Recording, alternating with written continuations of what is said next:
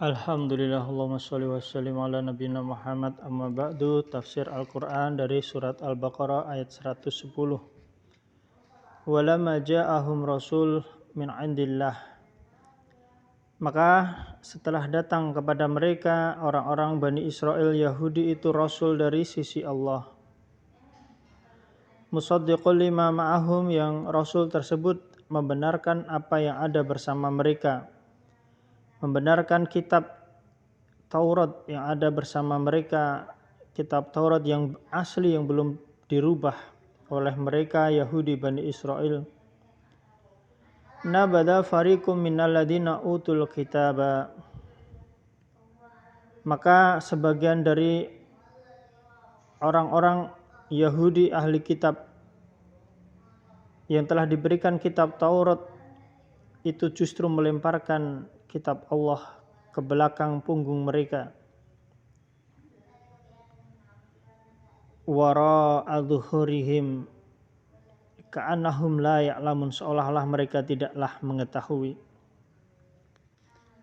Itulah bagaimana Yahudi ketika kebenaran datang kepada mereka, bukannya mereka mengikuti kebenaran, akan tetapi justru kitab Allah itu yang dilemparkan ke belakang mereka, seolah-olah mereka ingin menyembunyikan kebenaran tersebut, padahal mereka telah mengetahuinya.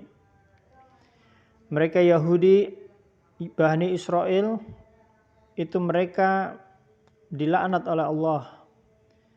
Mereka mencampakkan janji dengan Allah untuk taat kepada Allah. Mereka juga mendustakan Rasulullah Muhammad sallallahu alaihi wasallam yang diutus bagi seluruh manusia pada akhir zaman.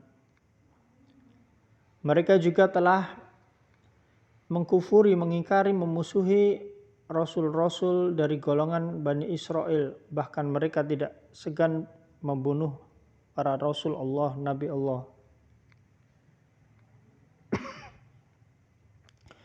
Dan Yahudi telah menemukan sifat-sifat Rasulullah SAW, karakter Rasulullah SAW itu telah ada di dalam kitab mereka secara jelas. Dan di dalam kitab mereka Taurat telah diperintahkan agar Yahudi, agar Bani Israel itu menjalankan, mengikuti, mendukung dan menolong Nabi Muhammad SAW. Sebagaimana disebutkan di dalam surat Al-A'raf ayat 157. Orang-orang yang mengikuti Rasul Nabi yang ummi, yang namanya mereka dapati tertulis di dalam Taurat dan Injil.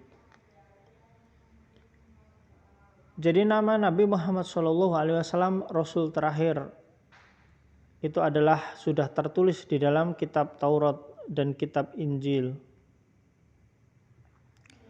Allah Ta'ala berfirman, dan setelah datang kepada mereka Rasul dari sisi Allah, yang Rasul tersebut membenarkan apa yang ada pada mereka. Musaddiqul lima ma'ahum nabada fariqum minal ladina utul kitaba kitaballahi wara'a dhuhurihim. Maka mereka setelah datang Rasul dari sisi Allah yang membenarkan apa yang ada mereka, ternyata sebagian dari ahli kitab dari orang-orang Yahudi Bani Israel itu justru melemparkan kitab Allah wara'a dhuhurihim ke belakang punggung mereka.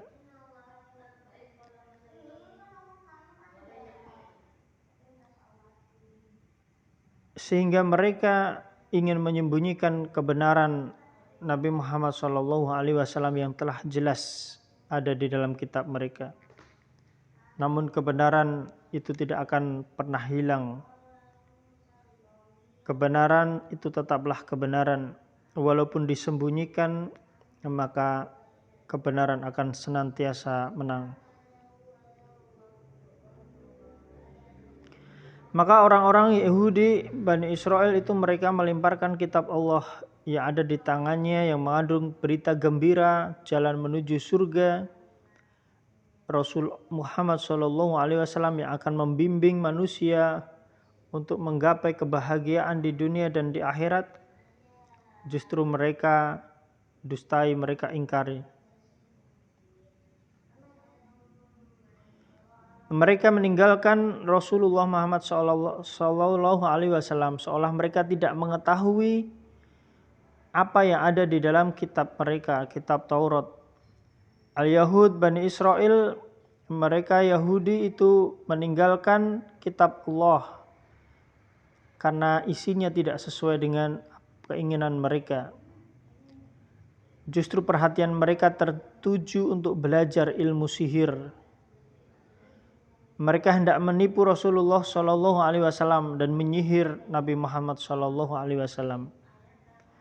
Dan kejadian ini pun pernah terjadi dengan disihirnya Rasulullah SAW melalui sisir dengan rambut rontok yang ada padanya dan mayang kurma yang kering yang diletakkan di bibir sumur Dhi Arwan. Penyihiran ini dilakukan oleh Yahudi yang bernama Lubaid ibnul A'sam, yaitu dia berusaha menyihir Rasulullah SAW. Dan Rasulullah SAW pun disembuhkan Allah. Allah memperlihatkan kejahatan Yahudi tersebut dan menyelamatkan Rasulullah SAW. Sebagaimana ini disebutkan di dalam hadis yang diriwayatkan oleh Al-Bukhari dan Muslim Sahihain dari Aisyah Ummul Mukminin radhiyallahu anha.